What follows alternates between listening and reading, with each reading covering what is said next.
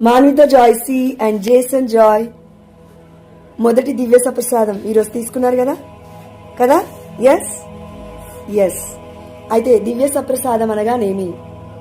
గోధుమ అప్పము యొక్కయు ద్రాక్ష రసం యొక్కయు గుణములలో యేసునాథుని దివ్య ఆత్మ దివ్య శరీరము దివ్య రక్తము దైవ స్వభావము వేంచేసి ఉండు దేవ ద్రవ్యానుమానం.